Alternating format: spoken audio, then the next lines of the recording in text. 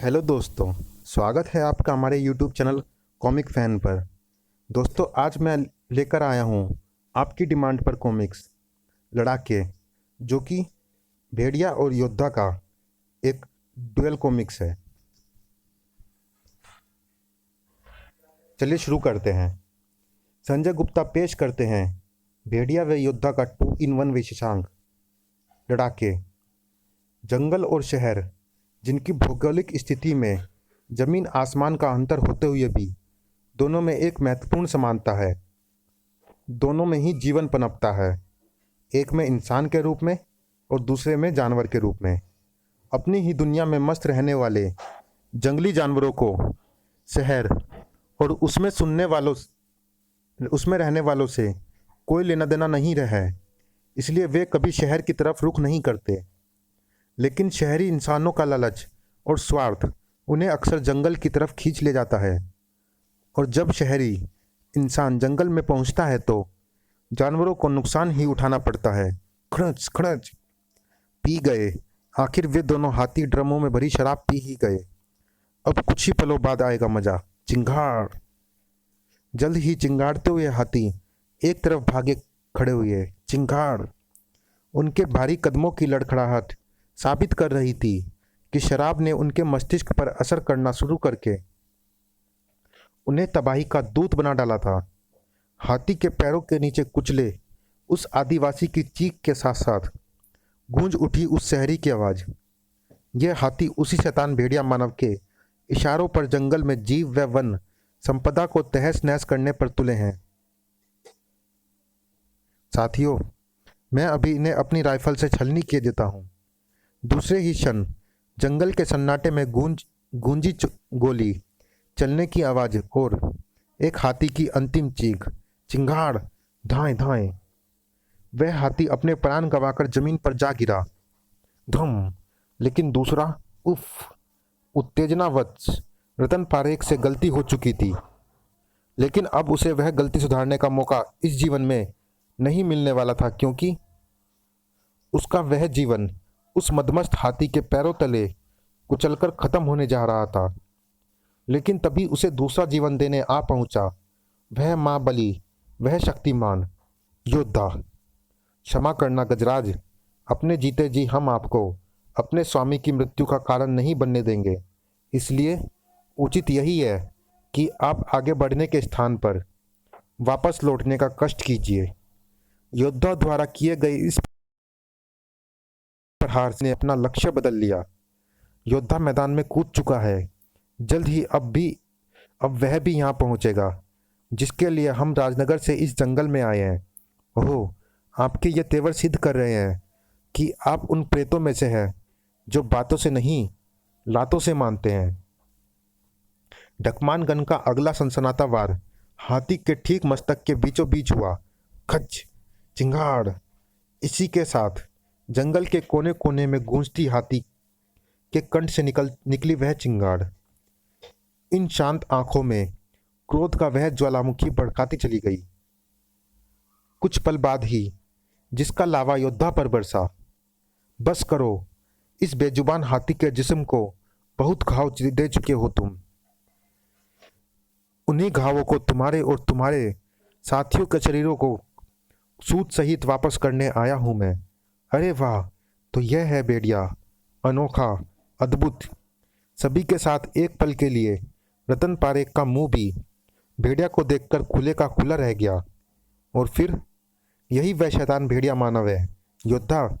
इसी के आतंक से त्राही त्राही मची है जंगल में। देखो, इस अखबार में छपी इसकी फोटो।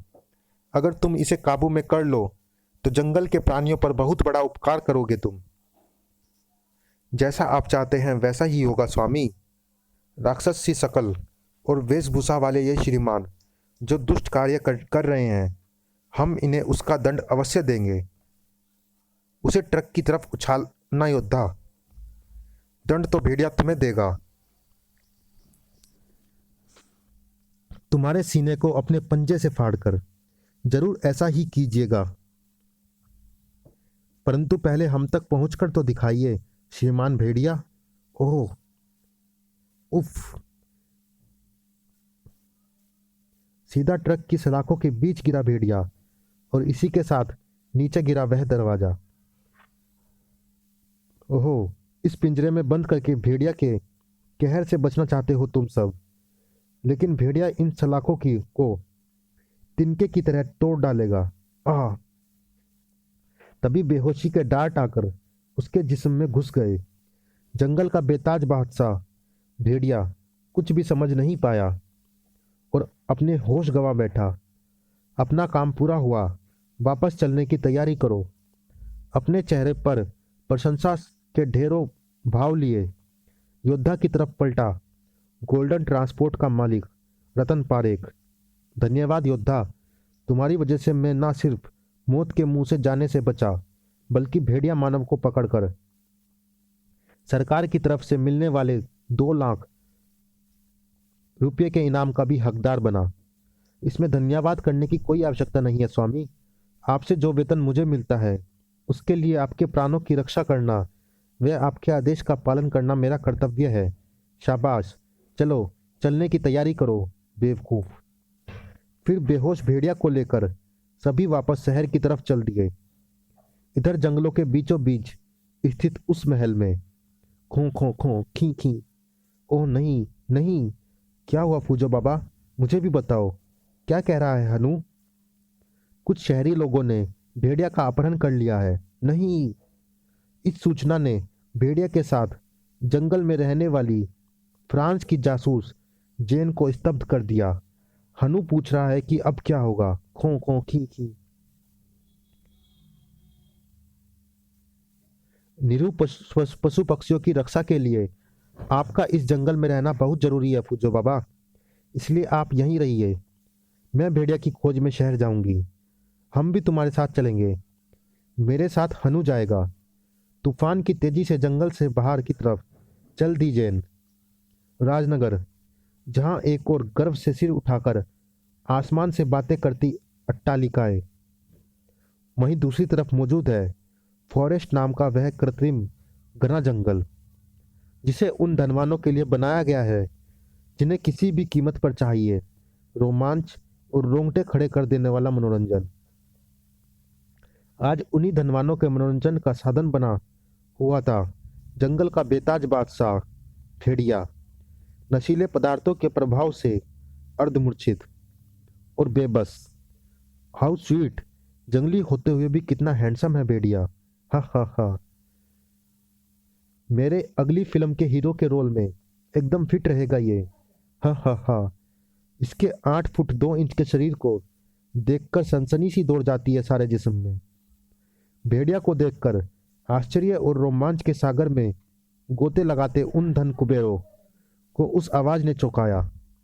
लेडीज एंड जेंटलमैन, आज हम आपको मिलाने जा रहे हैं एक ऐसी हस्ती से आपके दिलो दिमाग में रोमांच पैदा कर देने वाला फॉरेस्ट, जिसके दिमाग की उपज है। मिलिए सारी दुनिया में एनिमल किंग के नाम से मशहूर महान टेंजा से। ठीक उसी समय बाहर 2 दिन शहर की खाक छानने के बाद हनु को इस दीवार के पीछे कहीं भेड़िया के होने का आभास मिला है। मुझे तुरंत ही अंदर पहुंचना चाहिए। फ्रांस की धुरंधर जासूस जेन के लिए उस ऊंची दीवार को पार करके दूसरी तरफ पहुंचना बाएं हाथ का खेल था। यह कृत्रिम जंगल तो असली जंगल को भी मात कर रहा है। कौन है शहर में इस जंगल का निर्माण करने वाला? Thank you very much. इस फॉरेस्ट के मेंबर बनकर आप लोगों ने जिस उत्साह से हमें सहयोग दिया है, उसके लिए हम आप सबके आभारी हैं। आपके बढ़ते उत्साह में कोई कमी ना आए, इसका हम पूरा ख्याल रखते हैं। तभी तो हमने असम के जंगलों से भेड़िया नामक इस अद्भुत इंसान को पकड़कर आपके लिए मंगवाया है, जिसके 8 फुट 2 इंच लंबे और 140 किलो वजनी शरीर में कई हाथियों जैसी ताकत भरी हुई है। तुम इसे पकड़ कैसे पाए मिस्टर टेंजा? तंजानिया के जंगलों में जब मैंने इसके बारे में सुना तो मुझे लगा कि मेरे द्वारा बनाए गए फॉरेस्टों में यह प्राणी 4 चांद लगा सकता है। बस मैंने इसे पकड़ने की ठान ली। लेकिन समस्या यह थी, ऐसे शक्तिशाली व्यक्ति से टकराएगा कौन? काफ़ी सोच विचार के बाद इस काम के लिए मुझे सुझाव दिया एक नाम, योद्धा। गोल्डन ट्रांसपोर्ट में लोडर की नौकरी करने वाला योद्धा। योद्धा की ताकत और उसके साहस से मैं पहले से ही परिचित था, इसलिए मैंने एक योजना बनाई जिसमें मैंने गोल्डन ट्रांसपोर्ट के मालिक रतन पारेख को भी अपने साथ मिलाया। वही योद्धा को भेड़िया के विषय में अखबार की नकली कटिंग दिखाकर असम के जंगलों में ले गया, जहां योद्धा का टकराव भेड़िया से हुआ और फिर भेड़िया हमारी योजना के जाल में फंसकर यहां आ पहुंचा। भेड़िया को यहां लाने का हमारा असली मकसद तो कल आपके सामने आएगा, क्योंकि कल भेड़िया की टक्कर होगी एक ऐसे प्राणी से जिसे तंजानिया के जंगलों का आतंक का नाम दिया जाता है। टेंजा की घोषणा से वहां मौजूद सभी खुशी से नाच उठे। इस पेड़ के पीछे छिपी जैन का छोड़कर उफ, मौत का खेल खेलने के लिए भेड़िया को पकड़ा गया है। लेकिन मैं यह बात यहाँ की पुलिस को भी नहीं बता सकती, क्योंकि इसमें भेड़िया को भी नुकसान पहुंच सकता है। भेड़िया को छुड़ाने के लिए मुझे ही कुछ करना होगा, और इसके लिए मुझे इस स्थान के सुनसान होने का इंतजार करना होगा। कुछ देर पश्चात आसपास कोई नजर नहीं आ रहा। यही मौका है भेड़िया तक पहुंचकर उसे छुड़ाने का। च्यूम च्यूम च्यूम च्यूम। आओ। पहले जैन के सामने आई गोलियां और फिर गोलियां चलाने वाले। टेंजा भी तुरंत वहां पहुंचा। भेड़िया को छुड़ाने के लिए यहां पहुंचकर तुमने साबित कर दिया है कि तुम भेड़िया की साथी हो। हाँ, मैं यहाँ भेड़िया को तुम्हारे चंगुल से छुड़ाने और तुम्हें तुम्हारे अपराधों की सजा देने आई हूँ। आ तू ऐसा मरते दम तक नहीं कर पाएगी लड़की। चटाक। टेंजा के एक ही वार ने जैन को बेहाल कर दिया। इसे ले जाकर बंद कर दो। भेड़िया के साथ साथ उसे बचाने का प्रयास करने वाली जैन भी कैद हो चुकी थी। लेकिन अभी आजाद था हनु, जो समझ चुका था कि भेड़िया को कैद से छुड़ाने का काम उसके लिए कितना मुश्किल था। जितना मुश्किल था जैन को छुड़ाने का काम उतना ही आसान। खन हनु, मेरे बंधन खोल हनु।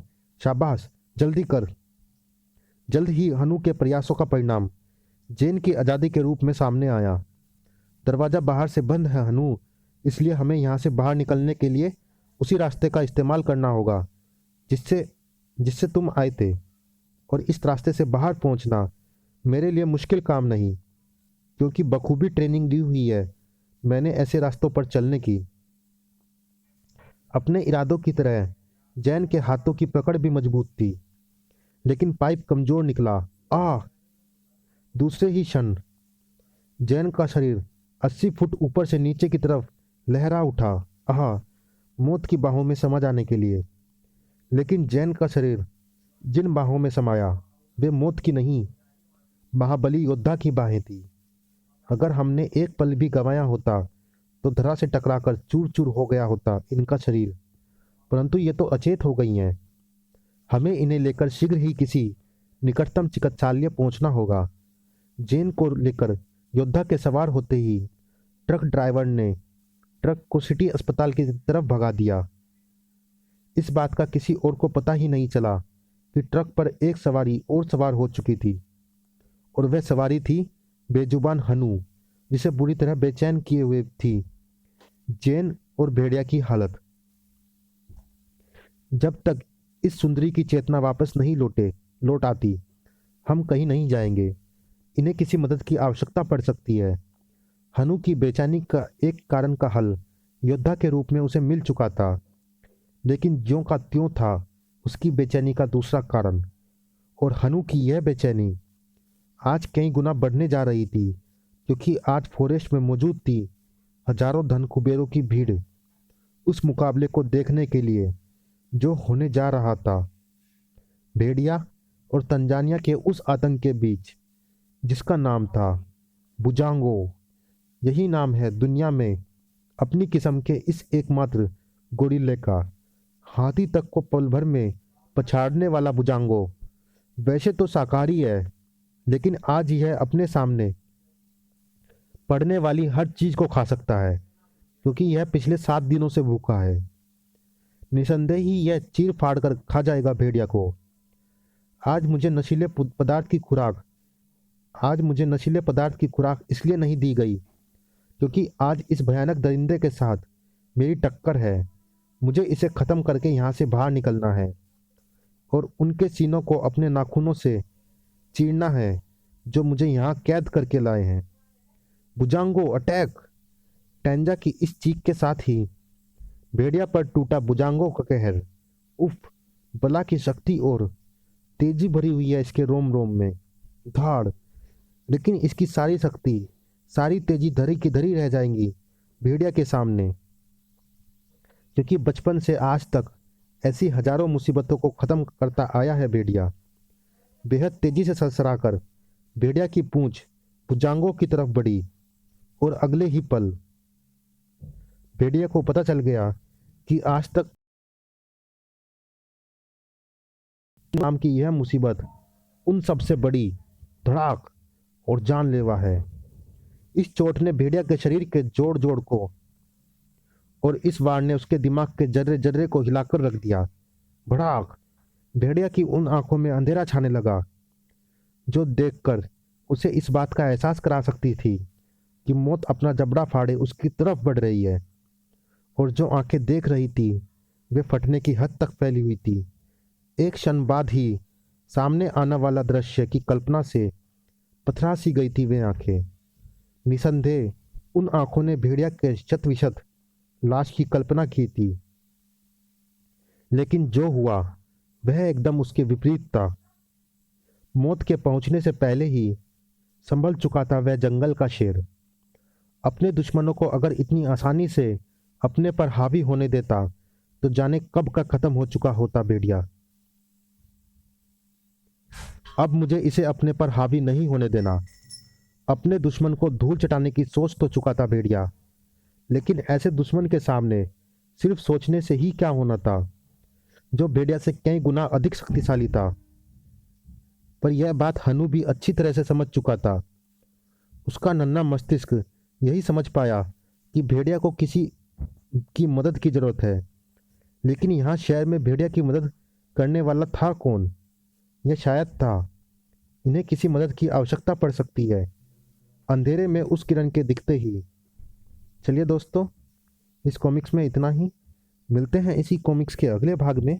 तब तक के लिए धन्यवाद।